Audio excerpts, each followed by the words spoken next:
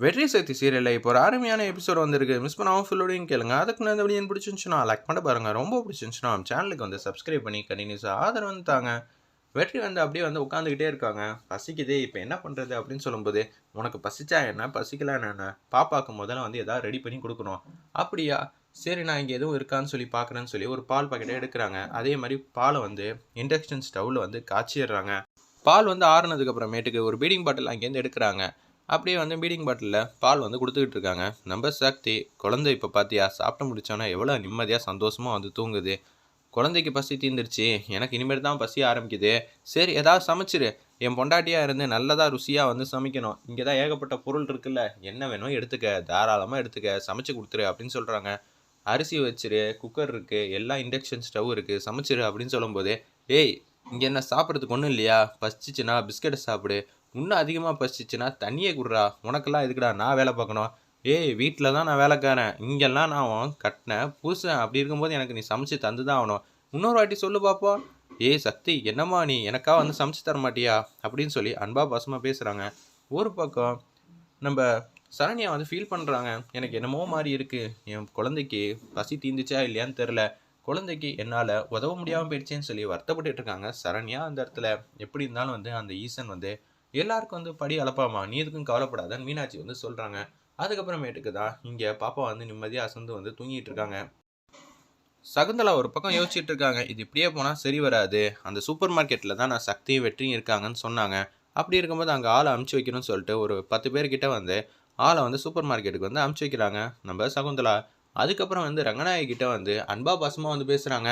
எனக்கு என்ன செய்யறதுனே தெரியல, நீங்கள் தான் ஏதாவது ஒரு முடிவுக்கு வந்து கொண்டு வரணும் அப்படின்னு சொல்கிறாங்க. அதுக்கு நம்ம மீனாட்சி கிட்ட வந்து நம்ம பேசி ஒரு நியாயத்தை கொண்டு வரணும்னா நம்ம அங்கே போய் தான் ஆகணும்னு சகுந்தலா வந்து பச்சையாக வந்து போய் சொல்கிறாங்க. இது தெரியாமல் நம்ம ரங்கநாயகி வந்து, ஆமாம் மீனாட்சி கிட்ட தான் தப்பு இருக்குது, அவளை உண்டலன்னு ஆக்கணும்னு பூஜாவும் ஒரு பக்கம் ஏற்றி விட்டனால ரங்கநாயகம் வந்து வந்துகிட்டு இருக்காங்க 3 பேரும். மீனாட்சி கிட்ட வந்து பிரச்சனை பண்ணலாம் தான் வராங்க. ஒரு பக்கம் எனக்கு தூக்கம் வருதே அப்படின்னு சொல்கிறாங்க.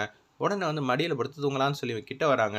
மரியாதையாக ஓடி போயிடு, இன்னொரு வாட்டி என் மேலே உன் கை பட்டுச்சுன்னு வச்சுக்க நான் என்ன பண்ணுவேன்னு எனக்கே தெரியாது அப்படின்னு சொல்லி சக்தி வந்து செம்மையாக வந்து காமெடி பண்ணுறாங்க அந்த இடத்துல. ஒரு பக்கம் உச்சக்கட்ட கோவத்தில் இருக்காங்க நம்ம வெற்றி. ஏன்டி இப்படி பண்ணிக்கிட்டு இருக்க, நான் உன் புருஷன் தானே, அதெல்லாம் என் வீட்டையும் மெஸ்ஸையும் வாங்குறதுக்கு முன்னாடி இருந்திருக்கணும். இப்போ எதுக்குடா இது மாதிரிலாம் அன்பா பாசமாக வந்து பேசுகிற, உங்கள் அம்மாக்காக தானடா எல்லாமே செய்வ, நீ வந்து பேசாமல் வந்து அந்த தூண் இருக்குல்ல அதில் சாஞ்சு தூங்குற அப்படின்னு சொல்லி செம்மையாக வந்து காமெடி பண்ணிகிட்டு இருக்காங்க. சரி போ அப்படின்னு சொல்லும்போது கொஞ்சம் நேரம் கழிச்சு கரண்ட் வந்து கட் ஆகிடுது போல இருக்கு. சக்தி வந்து பயந்துக்கிட்டே வந்து ஹக் பண்ணுறாங்க. ஏன்டா நீ 8 பேர் 10 பேர் வந்தாலும் சமாளித்து தூக்கி போட்டே மிதிப்ப, கரண்ட் கட்டானா நீ வந்து என்ன கட்டி பிடிப்பியா, திடீர்னு கரண்ட் வந்து அணைஞ்சு அணைஞ்சு வந்துச்சா, எனக்கு பயமாயிடுச்சு சக்தி, அதனால தான் உன்னை கட்டி பிடிச்சேன், இன்னொரு வாட்டி இந்த பக்கம் வந்தேன்னு வச்சுக்கேன் தொலைச்சிப்பிடுவேன் தொலைச்சிங்கிற மாதிரி செமையாக வந்து காமெடி பண்ணிட்டு இருக்காங்க நம்ம வெற்றி. ஒரு பக்கம் 4-5 பேர் வந்து பூட்டை வந்து உடைக்கிறாங்க.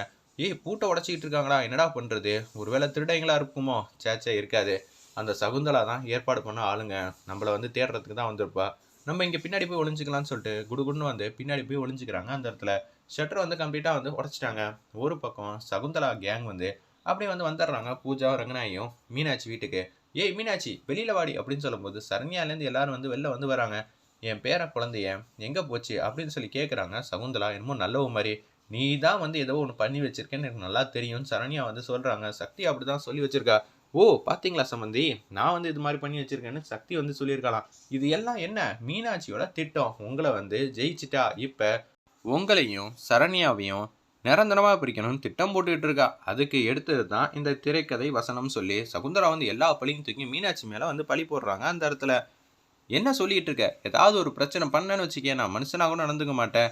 ரங்கநாயன் அம்மா வந்து பக்கம் நின்றுக்கிட்டு ஓவரா சீன் போட்டுக்கிட்டு இருக்கியா, உன்னை பிச்சு பிடுவோம் பிச்சுன்னு சரண்யா வந்து பேசுகிறாங்க. அந்த இடத்துல என்னடி அம்மாங்கிற பாசமா, உனக்கு தான் ஒன்றும் தெரியாதுல்ல அதைத்தான் சொன்னேன் அப்படின்னு சொல்லிட்டு இருக்காங்க.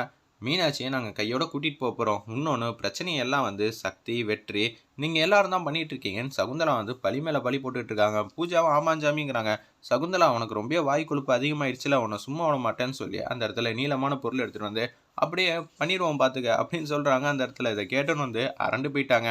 பார்த்தீங்களா சம்பந்தி, ஏன் மருமகளை வச்சு என்னையே வந்து பழி வாங்கணும்னு முடிவு பண்ணிட்டாப்புல இருக்கு மீனாட்சி. சும்மானு இருக்கீங்களா, சரண்யா அப்படியெல்லாம் பண்ணக்கூடாது, பின்ன எங்கே வந்துமா என்ன பிரச்சனை பண்ணிட்டு இருக்காங்க, இவங்க தான் வந்து அந்த மண்டபத்துக்கு ஆள் அமுச்சு வச்சாங்கன்னு சக்தியிலேருந்து எல்லாரும் சொன்னாங்க. 4-5 பேர்கிட்ட இவங்க தானே பேசிகிட்டு இருந்தாங்க. அவங்களுக்கும் இவங்களுக்கு தான் சம்மந்தம். ஆனால் இங்கே என்னன்னா நல்லவன் மாதிரி பர்ஃபார்ம் பண்ணிட்டு இருக்கான் அப்படின்னு சொல்லி சரண்யா வந்து இது மாதிரி கிட்ட கிட்ட கொண்டு வராங்க. உடனே மீனாட்சி வந்து அதை கையில் வாங்கி தூக்கி வந்து விட்டேறிகிறாங்க. ஒரு பக்கம் ஏய் இங்கே தாண்டா எங்கேயாவது இருப்பாங்க தேருங்கடா அப்படின்னு சொல்லும்போது அப்படியே கிட்ட வந்துக்கிட்டே இருக்காங்க. அந்த இடத்துல அப்பன்னு பார்த்து நீ இங்கேயே நில்லு, நான் மட்டும் ஃப்ரண்ட்டில் வந்து போகிறேன், நீ இங்கேயே இரு சக்தி, அவங்கள வந்து முட்டாளாக்கிடலாம் அப்படின்னு சொல்லிட்டு இருக்கிறப்ப ஃப்ரண்ட்டில் வந்து வெற்றியை வந்து வாலண்டரியாக வந்து மாட்டுறாங்க. அப்பன்னு பார்த்து பாப்பா அழுவுற சத்தம் வந்து கேட்குது. ஏய் இவன் எப்பட வேணாலும் அடிச்சுக்கலாம்டா, இவனெல்லாம் நம்ம உள்ளே போய் வந்து காரியத்தை வந்து சாதிச்சிரும்னு சொல்லிட்டு அந்த தொட்டில் மாதிரி இருக்குது அங்கே போய் பார்க்குறாங்க. ஏ மச்சான் இங்கே வாங்கடா, இங்கே தாண்டா இருக்குது அப்படின்னு சொல்லும்போது சக்தி வா சக்தி இங்கேருந்து போயிடலாம் அப்படின்னு சொல்லிட்டு பாப்பாவை தூக்கிட்டு இங்கேருந்து போகிறாங்க. பார்த்தா அங்கே பொம்மை இருக்குது. ஆனால் அழுவுறதை மட்டும் கரெக்டாக வந்து ஸ்பீக்கரில் வச்சு தான் ரெக்கார்ட் பண்ணி இது மாதிரி பண்ணியிருக்காங்க. சக்தியும் வெற்றியும் சேர்ந்து வேறு லெவலில் மாசாக இருந்துச்சுன்னே சொல்லலாம். இவங்க வரத்துக்குள்ளேயே வந்து எஸ்கேப் ஆகலான்னு பார்க்குறாங்க நம்ம வெற்றியும் சக்தியும். அதுக்குள்ளே வந்து திருப்பி 4-5 பேர் வந்து ரவுண்ட் அப் பண்ணிடுறாங்க. டேய் மரியாதையாக கொடுங்கடா, எங்களை முட்டாளாக்கலான்னு பார்க்குறீங்களா, இதெல்லாம் ரொம்ப கேவலமான ஐடியா அப்படின்னு சொல்லும்போது பக்கத்தில் வந்து ஏதோ ஒரு விஷயம் வந்து இருக்குது போல இருக்குது. அதை வந்து அவங்க கண்ணிலே வந்து இது மாதிரி பண்ணிடுறாங்க. பண்ணி முடிச்சதுக்கப்புறம் அவங்க வந்து டிஷிம் பண்ணுறாங்க. நம்ம வெற்றி வந்து எல்லாரையும் அடித்து தும்சம் பண்ணிவிட்டு அங்கேருந்து வெளியில் வந்து குடுக்குன்னு ஓடி வந்து வராங்க. அதுக்கப்புறம் ஷட்டரை வந்து உடச்சாங்கல்ல, அந்த ஷட்டரை திருப்பி லாக் பண்ணிவிட்டு பூட்டியும் மாட்டிட்டு வந்துடுறாங்க. அவங்களால திறக்க முடியாத அளவுக்கு உள்ளேயே மாட்டிக்கிட்டாங்க. அந்த இடத்துல செம காமெடியாக இருந்துச்சுன்னே சொல்லலாம். எங்களுக்கு ஒரு முடிவு தெரிஞ்சே ஆகணும்னு சொல்லி அந்த இடத்துல வந்து பிரகடா அம்மாவும் சரி, சகுந்தலா, பூஜா எல்லாருமே வந்து மீனாட்சியை நாங்கள் கையோட கூட்டிகிட்டு போகிறோம் அப்படின்னு சொல்லும்போது அடுத்த நொடியே வந்துடுறாங்க. நம்ம சக்தி வந்துட்டு செம மாசா கெத்தாக வந்து பேசுகிறாங்க. என்ன சொன்னீங்க, 3 பேர் சேர்ந்துக்கிட்டு எங்கள் அம்மாவை கூட்டிகிட்டு போகலான்னு பார்க்குறீங்களா, அதுவும் பாப்பா வர வரைக்கும். சரி சரி இப்போ பாப்பா வந்துருச்சு, இது எல்லாத்துக்கும் காரணம் சகுந்தலா தான், நீ வந்து ஏற்பாடு பண்ண ஆளுங்க தான். அப்படி இருக்க சுச்சுவேஷனில் உனக்கு இது மாதிரிலாம் பில்டப் காட்சிலாம் தேவையா, நீ எல்லாம் நியாயஸ்தியா, ஓ பக்கம் நியாயம் இருக்கிற மாதிரி பஞ்சாயத்து பண்ண இங்கே வந்துட்டு இருக்க.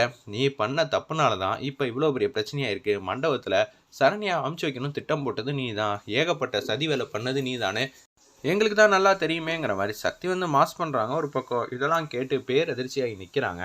நம்ம வெற்றிலேருந்து எல்லாரும் இதை தான் இப்போ பண்ணாலா சக்தி, உண்மையா, ஆமாம் இதெல்லாம் உண்மை, நீ உண்மைன்னு சொல்லிட்டா நாங்கள்லாம் நம்பிடுவோமா, இதுக்கு பின்னாடி உங்கள் வீட்டில் சதி இருக்கா இல்லையான்னு எனக்கு தெரில, ஆனால் இப்போதைக்கு எந்த பிரச்சனையும் இல்லாமல் இருக்குது, நாங்கள் சரண்யாவையும் பாப்பாவையும் கையோட கூட்டிகிட்டு போகலான்னு இருக்கோம் அப்படின்னு சொல்லும்போது உன் வீட்டுக்கு யார் வருவா அப்படின்னு சொல்லிட்டு இருக்காங்க. பார்த்தீங்களா சம்மந்தி, உங்களுக்கும் மரியாதை இல்லை, சகுந்தலா எனக்கும் மரியாதை இல்லை, எல்லாம் வந்து அந்த மீனாட்சியோட வேலை அப்படின்னு சொல்லும்போது இதுக்கு என்ன ஆதாரம் இருக்குது அப்படின்னு பார்த்து அசோக் வந்து மாதம் வராங்க.